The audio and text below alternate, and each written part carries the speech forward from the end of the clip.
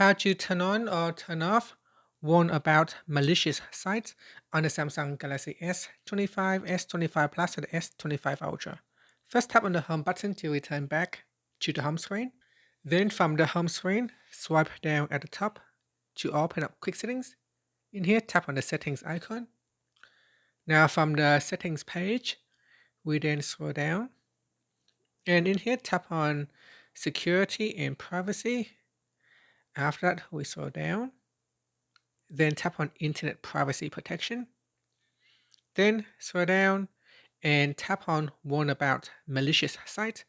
Tap on the toggle button to switch it off or turn on Warning About Malicious Site. If you tap on the left hand side panel, in here it gives you a description. Get a warning from Samsung Internet before opening malicious websites. And that's it. Finally, tap on the home button to return back to the home screen. And that's it. Thank you for watching this video.